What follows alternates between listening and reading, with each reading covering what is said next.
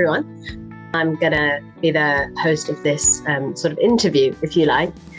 So basically, I am going to have a discussion with Mike, or Mike's going to tell us a lot about his Cambridge experience. And Mike, actually, can you start? I wanted to say what subject you studied, but I also think you're going to do a better job of explaining exactly what it is than me, or exactly what it was, because it's a slightly confusing route to how you got there. So can you tell us what you studied, please? So I studied information engineering, which I specialised in after doing 2 years of general engineering. And it was a 4-year course. And information engineering, you almost need to do a term of it to understand what it might include, but it covers topics like machine learning, being able to code in a far more kind of fundamental way, eliminating errors like telecoms. I mean, it's all the kind of relevant stuff. And that's what the applications would be. Yeah. Okay, great. So given that you went in the direction of information engineering, why didn't you kind of apply for computer science in the first place? Was that something you were considering, or just not at all, really? Was it something that you were weighing up? So I never considered applying computer science, because I thought, when I came out of secondary school, I knew I wanted to do engineering, because it gives, I don't know, you get a sense of, you understand the world which is around you. And I really like the idea of being able to break down problems and kind of work them out like that. So computer science for me was more you using languages which other people have pioneered. And I didn't really like the idea of just learning how to use someone else's tools. Engineering is where you actually understand how all of these things work. You understand roughly how a code language works. I mean, it's all really interesting. So that's why I chose engineering, and then eventually information engineering. Okay. So it's sort of like a slightly longer process for you to eventually end up in information engineering, basically, then. Yeah, and you get to pick up more fundamental theories as opposed to being able to use them. You understand how they came about, which I think is really useful for when you're in a job and you and a computer scientist are doing the same thing. You would understand why you're doing that thing. And a computer scientist would probably be better at implementing it, but they wouldn't understand why. Interesting. Okay, that's great. Yeah. So can you tell us as well a little bit, because we both graduated this summer from Cambridge, but Mike, Jamie, that he is graduated with 2 degrees, and I graduated with 1. So can you explain how this sort of integrated masters works at Cambridge? Yeah, so engineering and quite a few other subjects come with integrated masters as an option. That's when you enter into a degree pretty much under the assumption that you'll do 4 years and get both a Bachelor's of Arts and a Master's in Engineering, in my case. It's only if you decide not to do the full 4 years, you can decide in your 3rd year to finish then and just take the Bachelor's of Arts and leave. But it being integrated allows it to be a lot smoother transition, because everyone's assumed to be doing it the full 4 years. The 4th year, the content is much more kind of in line with what you've already learned than if you were maybe someone from a different university coming in. You've now got to learn roughly what was learned by all the previous students in the 3rd year. But this is a lot simpler and a lot easier to get that master's. Yeah. Okay. Yeah. No, it's useful, because you kind of get like 2 for the price of 1 thing. Yeah. Mike graduated with a very fun, nice, shiny hood this summer on his graduation gown, and I got a boring, fluffy white one. So if you want a nice hood, you should apply for an integrated masters at Cambridge. So now to the kind of specifics of your application to Cambridge, because that's, I think, what a lot of people attending the session want to know about. How did you get there, basically? Did you do any activities in senior school and 6th form that were sort of targeted towards Cambridge applications or targeted towards engineering applications in general, either kind of specifically with the aim of applying or just kind of for fun, really? Like, what were your kind of extracurriculars that you kind of pursued, like outside the pure just A levels? What did you do? So I was always quite academic, and I always tried to do more than I needed to. In GCSEs, I did an extra astronomy GCSE in my spare time, but sixth form, I suppose, is the most relevant, where I became a prefect. I did lots of kind of physical activities to kind of boost my confidence. Okay. I think there was a lot of building your confidence in yourself. So being a prefect and whatnot, you become more disciplined. But in terms of like raw academics, I did STEP mathematics, which is, it was a requirement for many people to get into Christ College or Warwick University's engineering course. And you need STEP mathematics to still be able to get into the mathematics course in Cambridge. But it's a very uniquely difficult test of how intuitive you are with maths. And so that's something I did and studied for throughout sixth form, because it helped me a lot. Not only that, yeah. No, can I stop you there? Actually, I just wanted to ask you a bit more about STEP. Now that you've raised STEP, I don't know if any of you guys have come across STEP already, but it's basically, it's one of the extra tests, because for a lot of subjects you have to sit an extra test when you're applying to Cambridge, right? And STEP is, you have to sit STEP for maths, engineering, a few other subjects, right? Am I kind of right there? Yeah. So can you tell us a bit more about STEP specifically, given that we're on the subject? Yeah, so STEP, I think there used to be 3 different levels of STEP, but they might have changed it down to 2. So STEP 1, 2 and 3. STEP 1, they're all 3 levels of tests. Step 3 is nigh on impossible. But you have to get it. You have to get a certain grade to get into Christ College for engineering, or you used to rather. But the type of questions Can I stop you briefly again? Christ, sorry, just so that people know, Christ is the college that Mike and I went to at Cambridge. There's 30 colleges there. 30, I think.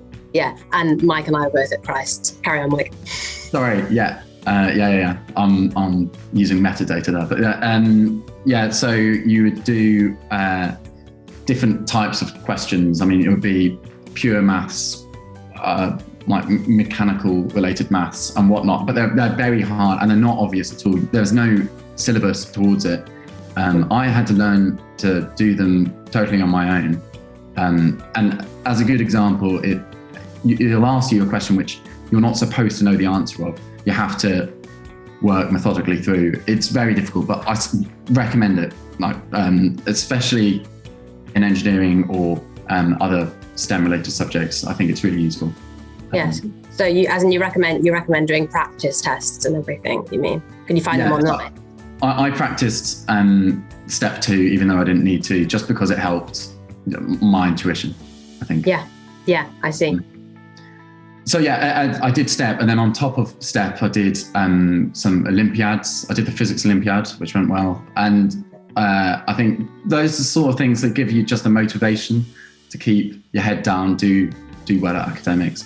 If you do extracurriculars like that, it provides the boost. But I'd say my participation in STEP and the British Physics Olympiad helped my degree application tremendously. So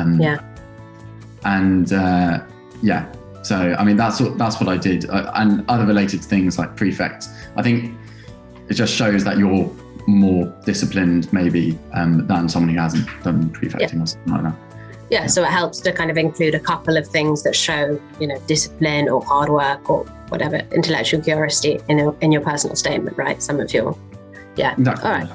Yeah, all right, good. So perhaps an obvious question, because obviously there's a lot of kind of buzz around Cambridge, but why did you choose Cambridge? Why did you apply? And was it something that was kind of on your radar? Did you know a lot of people who'd gone? Or was it did it feel like a bit of a reach? So when I was at secondary school, I didn't really expect that much of myself at all. But after finding out my penultimate year's results, discovered that I could actually go for one of the top caliber universities. Sure. And I was choosing between I had my sights set on Imperial College London because they're fantastic at engineering.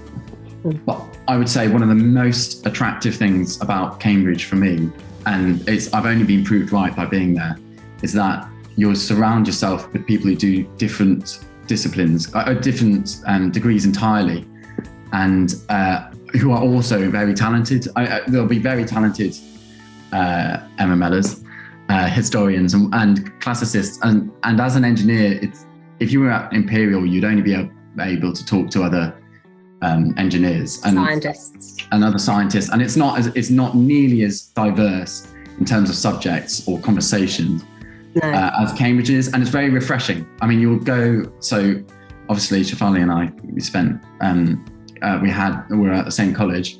We would often go and talk about something completely unrelated to our degrees in a garden nearby. Which is another big advantage of Cambridge. You have this college system which allows socialising to be so much easier. And I knew that at the time that college systems would be a bit more inclusive, because I know other people at different universities, they struggle to meet lots of new people. But in our case, we met 120 people from our year, and there were ready-made, friendships, pre-planned activities by the college and by the college student body, which is very active. So I mean, there are so many advantages going to Cambridge over Imperial, I think. That's why I went.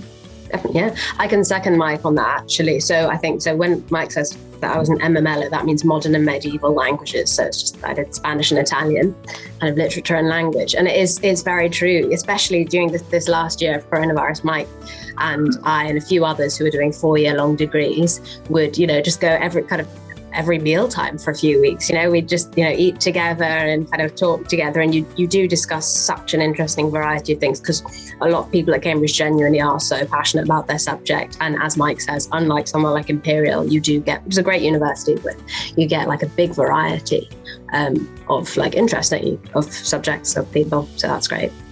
Yeah, and I think it helps your degree even.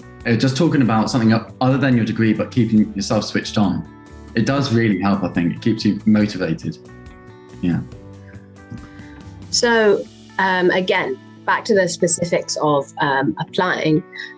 How did you come to pick Christ's as a college? I didn't. I actually chose Trinity, but I got this system of being pooled. If they like you, but they don't like you enough to include you. So you go and do interviews at a specific college. I mean, you would apply to a specific college within Cambridge. I applied to Trinity, but when I went to do the interviews, I didn't have any of the I didn't have particularly much maths knowledge at all. So when I went and did the first, there were 2 interviews. I did the first interview, which is they measure your kind of exact skills in maths. They'll just test you these maths questions and maybe mechanical maths questions. And they'll be very hard and nearly impossible to do, especially in my case where I didn't do further maths until my second year of sixth form. Yeah, which is the last 2 years of school in the UK. And so I found that particularly hard, but then I ended up doing my second interview and I found that a lot easier, because that was testing more intuition questions, like I was saying about the step, which you're not supposed to know the answers of, or know the method of how to get there, but they'd talk you through it, and then you end up getting to the answers. And because of that interview, that went well, and so if the college, which I don't think Trinity did want me after my first interview, I didn't know my maths, but they opened me up for potentially going into other colleges, and other colleges would seek out these kind of pooled students and go, yeah, we'll take this person. And I think Christ College chose to take me because you need to do the step mathematics test to get in. So that would be a proper proof of my ability in maths. So that's, I think, why I was pulled to Christ. And then obviously I did step and then I managed to get there. But I'm very happy with Christ. I think it's probably one of the best colleges you can go to. It's a Goldilocks zone. It's just big enough, but not too big. They're very social. They're very conscious of making sure that people get out of their rooms, but obviously they're top of Tompkins tables. So it's probably one of the best colleges there is in terms of social life and academia, which I think is mostly, yeah. So you actually said something that I don't know if I misunderstood, but do some colleges then require STEP and others don't for engineering? Is that the case? Yeah, okay. I think Christ College did and Robinson. So just specific colleges, you'll have to ask. But I think actually engineering might have changed to not include STEP. Okay. Okay, so that's worth just doing individual research on then. Okay. So when you did find out, obviously your interview was at Trinity, not at Christ's, but when you did find out that you had gotten an interview, how did you prepare? So I did do the British Physics Olympiad beforehand, and that did ask questions which were quite relevant. So I did lots of practice of those kind of past papers. I did lots of practice of Maths Olympiad past papers, because I was expecting the questions which I'll ask to be completely novel. There wouldn't be like, do this simple calculus. It'll be you're in a situation where you've never seen most of these symbols even, and you've got to kind of work it out. So I tried to do abstract problems based off Olympiads, and I did further maths past papers galore. Yeah, I think you just practice the things which you have access to, because at the end of the day, the interview is essentially just another couple of tests. There are 2 interviews, and they don't really ask too much about your personal statement unless you've mentioned something. So I mentioned that I'd done an extended project at secondary school in a specific area, and they'd asked about that. So I went over my notes on that extended project, and I think you go over the stuff which you have access to, all the resources and what you said in your personal statement. Yeah. So on the subject of the personal statement, how did you go about writing your personal statement? How many kind of drafts did you do? Just what sort of stuff did you include? Just can you give us a little overview of the Mike Collingwood personal statement kind of thought process? I have a sister who also applied the year before me, and she managed to get in. So I had some kind of inspiration on what to write. I didn't involve any graphs or anything, but I tried to get across how passion. Well, everyone uses the word passion, so it's very important not to use the word passion. I think you genuinely do have passion for the subject. I've seen it. So yeah. Thank you. But you got to get across the point that you're properly interested. You have that wide-eyed approach to your subject. You want to learn more, and you're hardworking, because I think being able to prove you're hardworking is so important, because I think everyone knows at university, talent can only get you so far. It's the hard work which gets you gets you there. Yeah. So show that you'll always be interested in the subject, and it won't fade with time or whatever. That's what I tried to get across. I can't remember what I talked about specifically, but I remember it was something to do with water wheels, which I had a ridiculous interest in kind of hydromechanics, but I thought by including it, I kind of got across the fact that I was just genuinely interested in how you could get so much power out of such a small stream, which would, power some forge nearby. I mean, for me, I live near this forge, and it was just a good inspiration. I showed that I was interested. I didn't include that many graphs, or I didn't include any graphs or anything. I just included anecdotes from when I was at secondary school and I did a physics Olympiad, or when I did certain difficult tasks. I think they just want to see that you're interested and you're able to keep up with the hard work, of which there is. At Cambridge. Yeah, for sure. Just a quick reminder to any of the attendees, if you want to put a question in the chat for Mike or for me, just go ahead, do it at any point, and we'll get to them at the end. Okay, so that's kind of personal statement. So passion is definitely important. I can second that as well from my experience of applying for languages. Just if you talk about something you're genuinely passionate about, personal statement flows a lot more easily, I think. Okay, so I think we've talked quite a lot about admissions now. So if we can kind of talk a bit more about the actual the experience of being an engineer and an information engineer at the University of Cambridge. So can you sort of give an example of like a day in the life of a Cambridge undergrad engineer and then a master's engineer, if you could? So it is fairly intense because obviously Cambridge has 8-week long terms as opposed to 12-week long. You're expected, they told all the engineers that once you finish, you'll have essentially, your degree will be as valuable as an electrical and a mechanical and a structural degree because you learn so much, and it kind of comes across in the schedule where you wake up and you obviously travel to lectures as almost likely the first thing you do, unless you do a society, in which case you might be doing rowing just before, but that's very early morning stuff. Rowing's big. Early.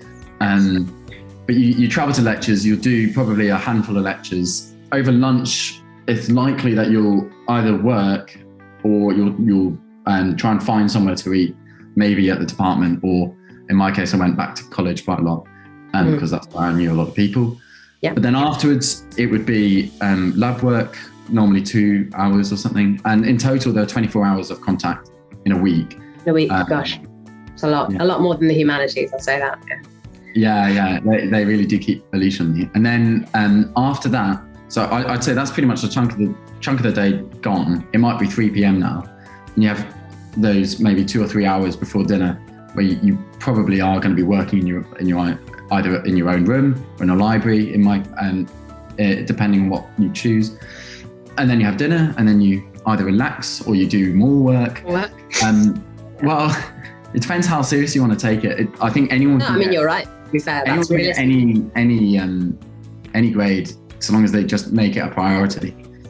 And then after that, you would potentially go and socialise with people in your accommodation block or other friends afterwards. But you use the whole day. You might go socialising out at 9 p.m. Go and meet as many people as possible, go to bed, wake up, do your rowing, do your lectures again, and it's long days, but very, very rewarding afterwards. It's very much a work hard, play hard situation. It's a perfect way of saying it. Yeah, especially I think, as I don't know if you guys know this, but Cambridge is it's had the system for I think hundreds of years. The terms are 8 weeks long, which is actually really short because most UK universities have 12 week long terms, I think. 12.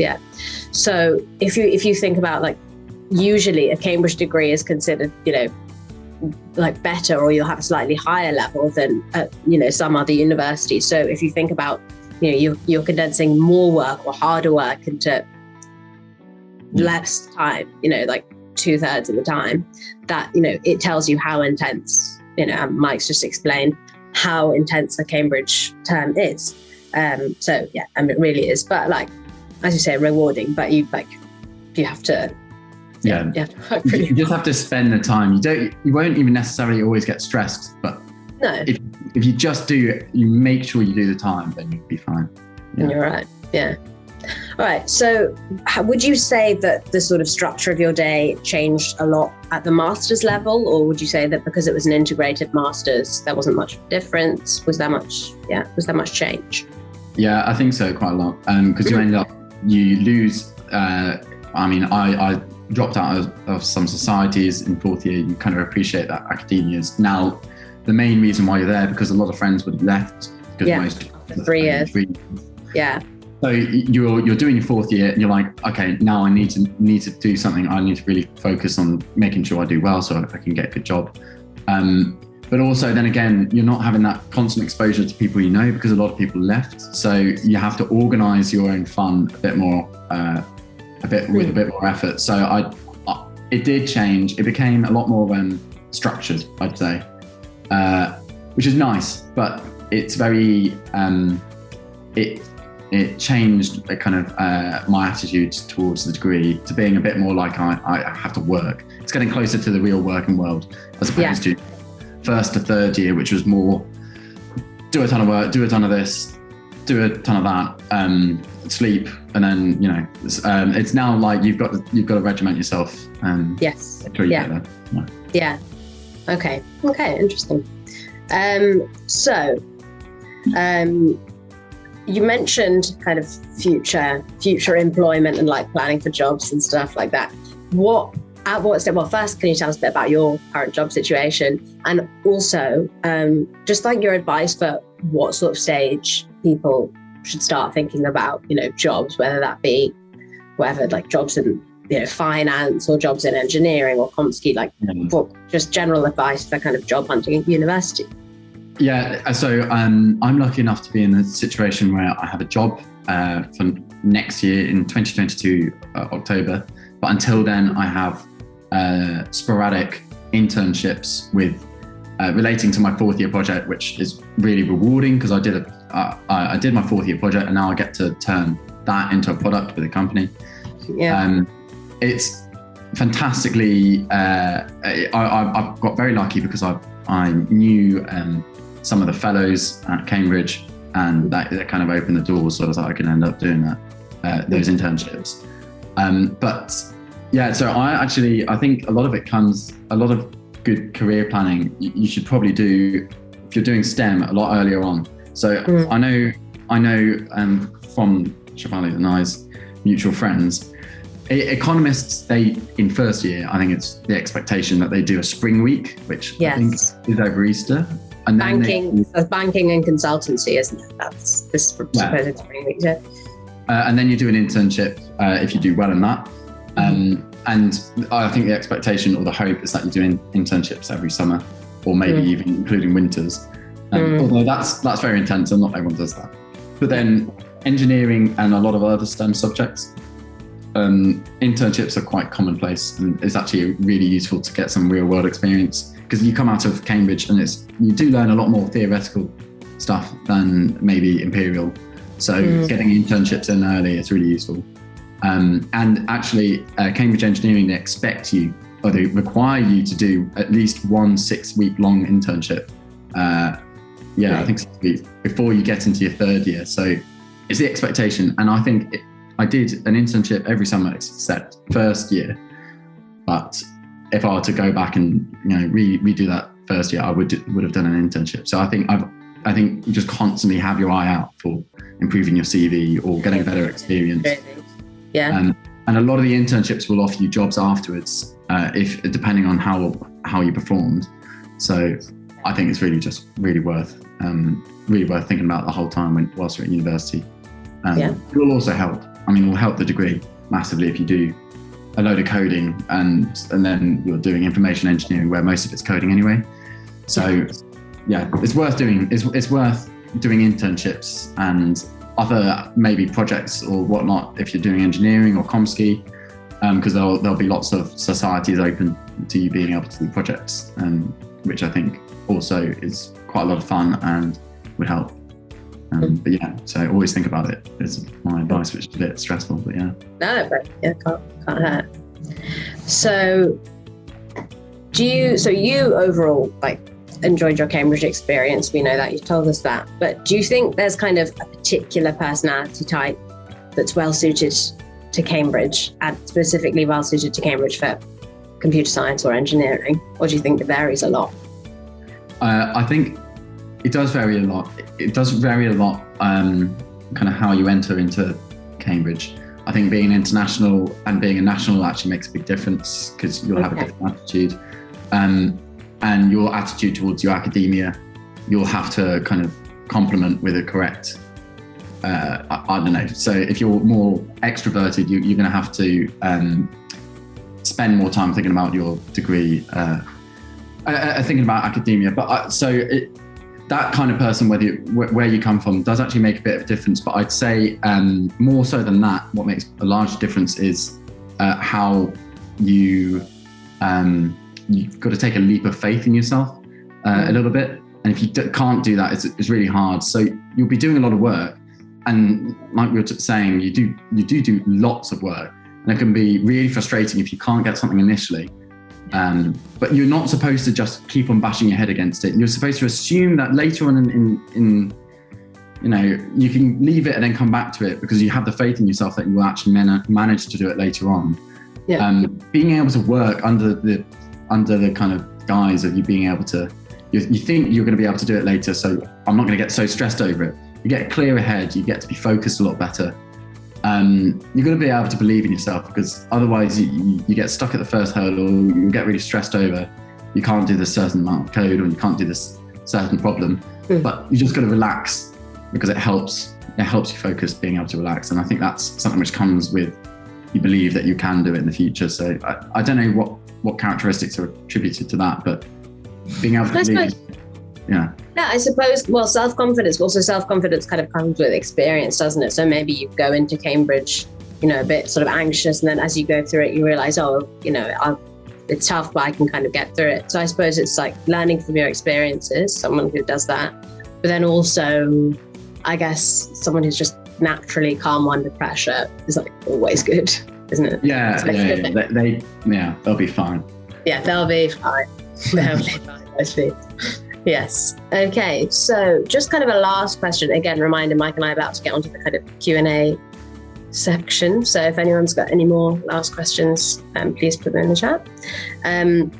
So yeah, any kind of final tips? So that I think the deadline for applications is like 2 weeks today, the 15th of October. So any final application tips for people applying for information engineering, for engineering? Yeah. It's hard. So I'd say a lot of it is you've got to get to the interview. Obviously, interviews probably where they select or deselect the largest number of people. I think if you can get to the interview, you can get to the interview just by having good grades, I think. But they say, I found this out from my actual director of studies who did Christ College. So yeah, I'm pretty sure they don't even read your personal statement that much. But it's the grades which will get you to the interview. The interview, you have to come across like you really want to be there. I don't know, that you're going to study hard, you're interested in it. You don't have to be confident or act in a certain way. You just have to be able to convince them that you really love what you really want to get involved, and you're not gonna buckle under pressure, because that does happen in the interviews. A lot of people do, for sure. Yeah. Burning out is a very common phrase. You either work too hard or you get too frustrated and you can't do that. So just get across the point that you're willing to work, and you're not gonna. You can keep cool under pressure. I think actually that might have been a question I was asked, a time when you've kept your cool under pressure. So it does seem like something which they're interested in, because obviously there was a lot of pressure. And also try and be personable. That was it. That's another good point. If they like you, you're very likely to get the place. If they think that this person is someone who I can work with, because it's the college system. So the person who will be looking after you is the same person who might be kind of interviewing you. That's true. You'll be working with, yeah. And if they just like you, they think that they can either help you get to some level of some standard, whatever. If they think I can work with this person, then that's really helpful. I think maybe that's even what helped me get my B pool to Christ College, just because I came across like I was interested, but I wasn't kind of confronting. I wasn't getting responding badly to being put under pressure. I was trying to be nice and enjoy it. Yeah, absolutely. Yeah, so just like presenting well at interview, basically, is super important. Yeah, and then liking you or liking your prospects just because you're going to work hard I think so. Yeah. All right, fab. So I think probably time to kind of move on to the Q&A bit. We don't have many questions, but there's like a few, because I think we've discussed quite a lot in a lot of detail. So first question is, what's the acceptance rate of the University of Cambridge? I don't know. Depends a lot. I think it's 21%. 21%. But also, is that for engineering?